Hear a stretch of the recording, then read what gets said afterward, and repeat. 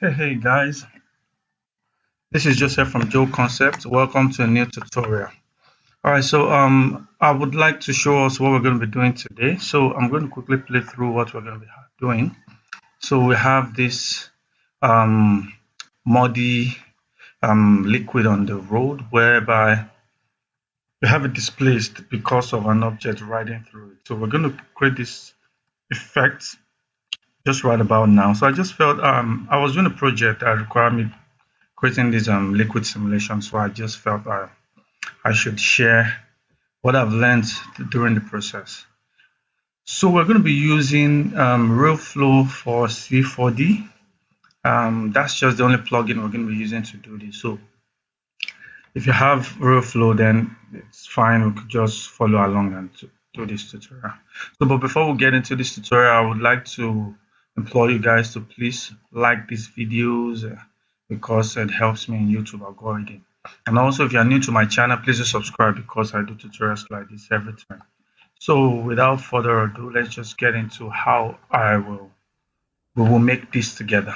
All right. So I'm going to close this. I already have a scene that I'm going to use, so I don't want to use this particular scene anymore. So I'll just go to a new scene that I've created. So I want to try and show you, open your mind to different possibilities where you can use this effect. So there is this scene that I've created. I have this animated car. So I think you already get the idea of what I'm going to be doing. So I purposely have this part of the floor of the terrain like this so that I can pour the liquid here and the object can trace over that. So that's just everything I have. So I just have this car that will move through this and have the object display. So that's just everything there is to this one. So we're not in rigging tutorial or and dynamics tutorial. So I'll just get to what we have today. Okay, so the first thing I'm going to do is I'm going to bring in my RealFlow, and because I want this object to be on the floor, so what I'm going to do is I'm going to create a placeholder for my liquid. So you could use any object. So I'll just use a cube object and place the cube object where I want the liquid to be. So now this cube object is going to be the placeholder for the liquid. So I will just make it a little bit wide, a little bit. So all right, so I think to go wider. So whatever effect we get to have, we will still change that. So just to start with, I have this. Okay. So once I have this, the next thing is to create a liquid with this placeholder. Okay, so I know I'm going to have a lot here. So I'll just convert this and go to point mode, KL for edge. So just click this so that I can have this face extruded here. Control Z, move, just have this face extruded and extrude this part up to this place, just somewhere here, just to follow this. So scale this down a little bit just to fill up that space. And I'll do one more here. Extrude this and just bring this up a little bit here. Scale down. Alright, so once I'm fine with this, I'll just hide this because I won't really need to see that anyway. So this is going to be the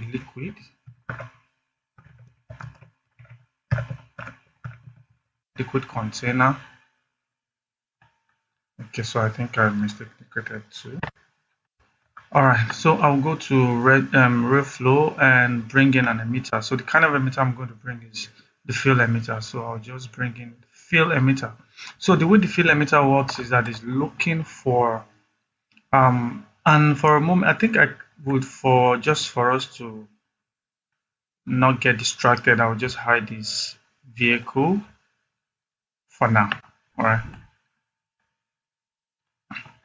So the way the fill emitter works is that it takes a geometry that we are going to fill with. So if I go to the fill emitter and go to the object, sorry, the emission tab rather, you have this body, what is going to fill. So I'm going to just drag this body, or you could just click here and select the body, and it's going to put this here. If you notice, as soon as I do that, you notice that this object now has something. So if you hide this fill liquid, so you see what we have. So the liquid is going to fill that geometry. So to kind of randomize this, what I will just do is just add a little bit of jittering into this, and just jittering will randomize the particles in the geometry. So that's just pretty much everything I need here. You could actually work on the fill ratio. So you notice the Y is the height value. So right now it's at 100%. So it's going to fill the object. If you don't want it to fill, just bring this down. You can see the percentage is going to fill from the geometry. So you can decide to say, okay, maybe for the Y axis, you don't want it to fill. You just want it to fill up to maybe half of it. So it's going to be 0.5. But in this case, I want to fill this whole guy. So I'm going to make it 100. And that's everything I need for this. So the next thing I'm going to do is to go to the fluid, and I'm going to change this from PBD to SPH, because SPH has found that SPH kind of simulates better than PBD, gives you a realistic simulation, and that's that. So now the resolution, I will be coming back to this resolution based off of whatever effect I get to have. So the resolution in this case is what I use to change the how do I put it, the quality of the liquid you're looking for. So we just start with this and see. So once you have this object, if you play, it just settles, but nothing happens to it. Gravity doesn't have effect on it. So what I'm going to do is I need to bring in gravity so that it affects this particle. So what I'll do is I'll go back to the RealFlow object and go to the daemons, and you're going to have gravity. So if I click on where are you, gravity, and come back and play, you notice the liquid falls down.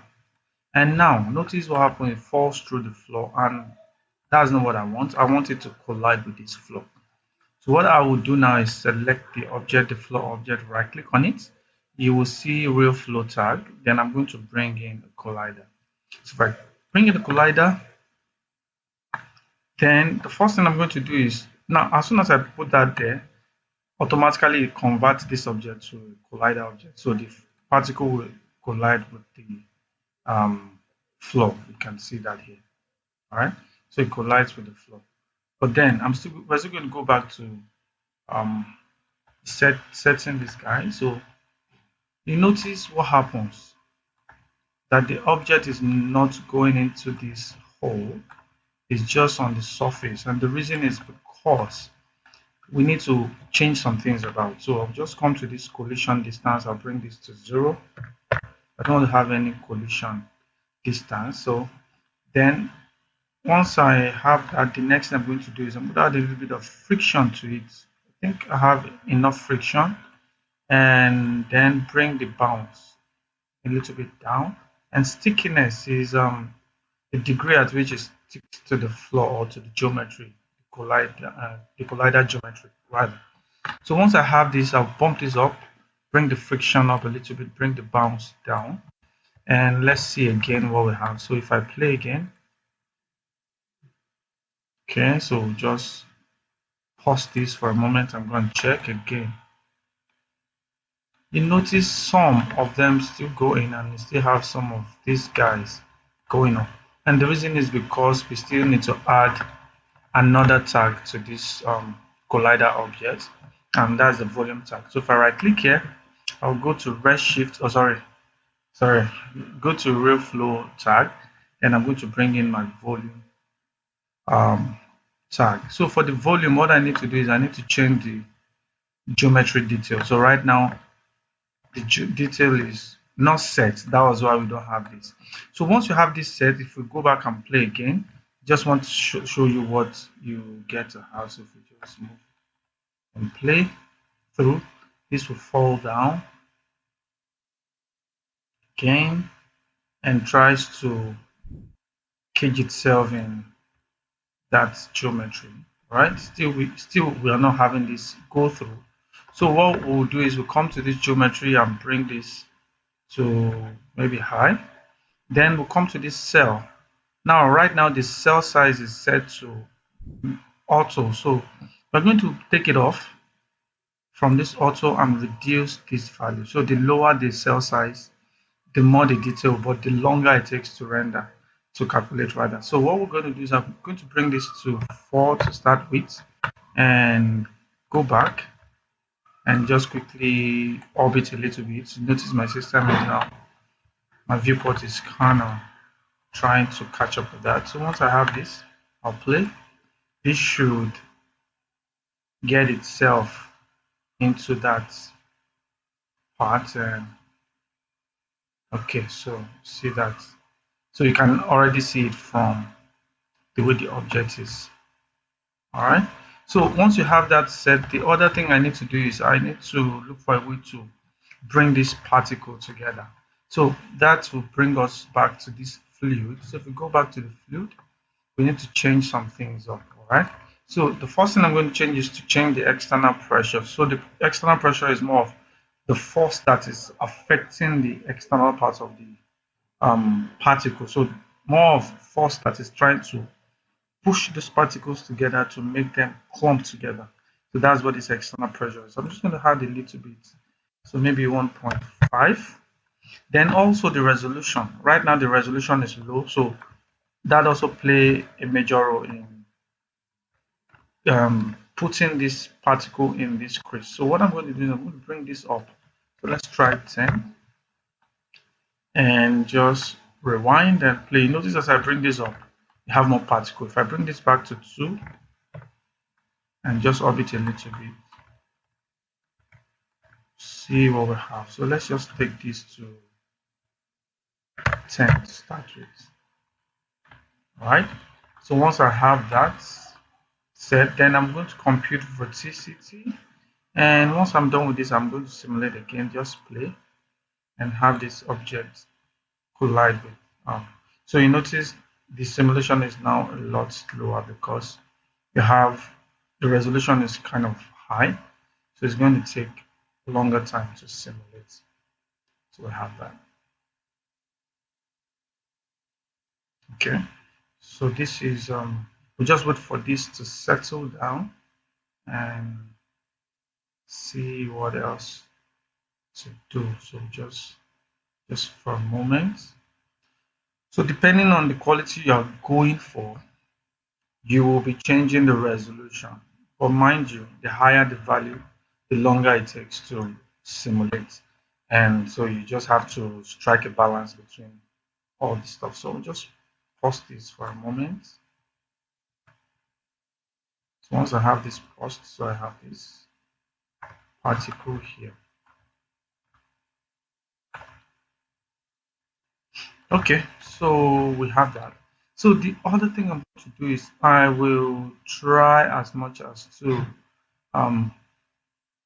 let's add a little bit of surface tension to this. So maybe 0.2 thereabouts, 0.2, 0.3. Then the other thing I'm going to do is I'm going to rewind this again, and then what else do I need? Looking at this particle resolution. So I'm going to add a drag to this, another daemon. So I just want to set everything up so I don't waste time. So every daemon I'm going to add, I'm going to be telling you what they do. So now I'm going to go back to RealFlow daemon. I'm just going to start this up. So I'm going to bring in a drag force or daemon. So what this drag daemon will do is it's going to try to slow the effects of the gravity, just slow it down a little bit. That's what the drag will do, kind of slow it down. Then the other thing I'm also going to add is the shitter. So this shitter will try to, by the time you're having interaction of the car with this particle, you notice some particles more of a splash. So once you get the splash, you get to have some splash. So what the shitter will do is try to um, glue those particles up together, so you have the effect of the splash looking more real. But I don't. So what I'm only going to change here is the minimum cavity size. That's just what I'm going to change. So the minimum cavity size we have here by default is 2, and I've tested this scene, and I know that this is too much. So I'm just going to bring this down to 1. Okay, start. So that is that. Then the last daemon I'm going to add is going to be, at least for now, is going to be the noise field daemon. So what the noise field daemon will do is that it's going to add a little bit of animation to this particle before any object collides with it. That's what you had here. If you look at the picture viewer, what you had here, even though this animation is kind of too fast. So I'm going to try to correct that. If you notice, you have this movement before the object interacts with it. So that's what the noise will do. So once you add the noise, so what I'll do now is for the strength, I'm going to bring the strength way down to 5. I just need a little bit of um, animation to it. Then the noise space scale, I'm also going to bring this down, so maybe 0.3 or 2. So this will add a little bit of animation to it, just very subtle movements before the object get interacted with this. So once I have all this set, I'm going to just quickly do a little bit of simulation to have that. So I'll just go back to this fluid and maybe bump this up to 15. And this is just for the purpose of this tutorial, all right? If I'm to do a commercial animation, such or a real project, I'm going to bump this up, and also depending on your system also. So just have that. But let's just try to bring this down just for speed purpose. And then, so what I'm trying to do is to have this guy calm down and settle before we add the car interacting with it. All right, so right now I just have my first pass of the liquid coming down. Once I'm fine with this first pass, the next thing is I'm just going to go to the fluid. Once I go to the fluid, let me just pause this for a moment. I want this to settle before I do this.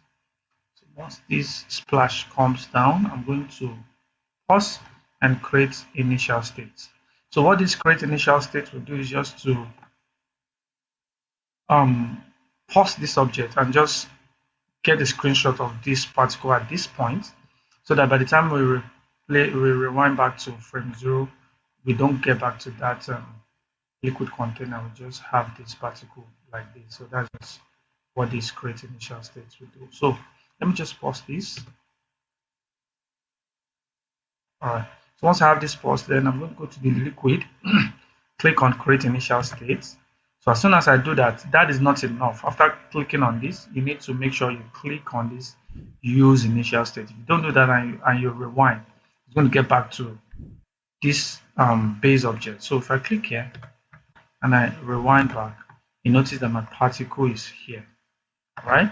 So I'm going to do this with 2 more passes. So I'll just play again.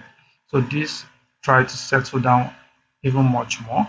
And once I have that, I'll still pause, create initial state, and do that. So once I'm done with all these things, and I'll get back. So I just don't want to waste your time with this. So I'll just pause this and get back once I have this set. All right, so I have this guy settled down. So once I'm fine with it, I think I'm okay with this particle on this floor. All right, so the next thing I'm going to do is now to bring up my car model. So bring this car model up, then I'm going to add this target to this car model. So I'm just going to select everything here. the tire and the body. Just right click and go to RealFlow tag. I'm going to add a collider object to them. So for this collider object, I'm going to make sure I bring this collision to 0, collision distance to 0. Then also a little bit of bounce and stickiness. Also let it be sticky. Then maybe I think that's fine. Everything is fine. And then okay, because we are going to be having some creases here and also here, so we're going to add in the volume, because the volume is what makes RealFlow know that whether the object has some creases or not and all that. So I'll just bring this to high, and maybe this cell will bring this cell down to 6, and then that's there. So what I'm going to do now is I don't want to start playing through this. I know that I've added this tag, so it's going to interact with it. So I'm just going to cache this. I'm going to cache this and then we'll get back. So for me to cache this, I'll go to RealFlow. Then you're going to see cache simulation. So the cache simulation is used to cache particle. Then we have this cache mesh. Notice the cache mesh is grayed out because we don't have any mesh object here. So we'll just cache the simulation. So once this is going to take time anyway, so I'll just cache this and pause this. So once this is done, I'm going to get back to you guys about it. So let me just pause this while this is going on. All right, guys. So I'm back and I've been able to do this simulation and just quickly play this through to you so you can see. So just a quick one. The only thing I just changed was to come here and took off this auto. It was on 4, so I took off auto. I made it 6 threads, and that's just the only thing I did here. And also I came back to the fluid, change it from 12, sorry, from 15 to 10. That was just the only change I made, because I noticed that the 15 was kind of taking too long, and because of training purpose, I had to just bring it down to give you what I had. So if you look at what we have here, you notice the particle. So you see, so it's kind of slow. If I play through, it's kind of slow, so this comes up. So let me just try do this, get rid of all frames, and let's see. This is going to be a lot faster. It's just going to be taking off some frames. So you see how the splash comes about, and thanks to this the shitter and the noise added together, so you can see all these effects played out fine the way. So you could actually look at this and create your river and do your commercial advert for your car where it splashes water and all that. So once you're done with this, the next thing is to, because right now if you render this, it is not something that will be, because these are particles, you can't render this. So you need to create a geometry out of this. So what to do is to go to RealFlow mesh. So once you go to mesh, then the next thing is just to change your topology, set the resolution, the radius, and all that. So I've gone ahead to do this, and these are the settings I have for this. And mind you, this is extremely low settings. So I just need to point that out. This is extremely very low settings, and all this is just because of the tutorial purpose. So I've gone ahead to do this and also to cache this frame. So these are the settings I have here, and also for you to cache your, after you've added this mesh, for you to cache just the same way, just click here, you're going to see cache mesh. You know, we didn't have this before because we didn't have mesh, but now that you've added mesh, you can cache the mesh. I've gone ahead to cache this mesh, and if I hide this what's it called, if I hide my particle and bring up my mesh, so this is the mesh that I eventually got, and you see the particle and this is kind of slow because you have a lot of geometry to work on. If I hit NB, so you see that this is a lot of geometry to work with. All right, but then I also went ahead to render some shots. So I have this shot, I render this shot, and also I render this shot. So which I'm going to show to you now. So I'm going to just go to the um, software render that I've done. So this is the first shot. So if you play through, you notice this particle. So you can see how realistic it looks, so muddy. So you could actually create a simulation, a muddy more like the guy is driving through a muddy floor and see those things. And this is just one view of it. So I'm going to just pause this and go to the next one, which is this. So if I just cache this animation, I just added a bit of animation to the camera here so you can see. And you can see that this particle is not, the geometry is not high quality because I had to reduce the quality because of this purpose. So you can see, but at least it still looks not bad. So you see this effect playing through. All right. So I have the third render I did. So I'm just going to cache that, just different view so you can see that. So this is looking at it from this view. So you see, so this is how to create these effects. Just for a recap, we use a placeholder, a geometry to create the particle for a start.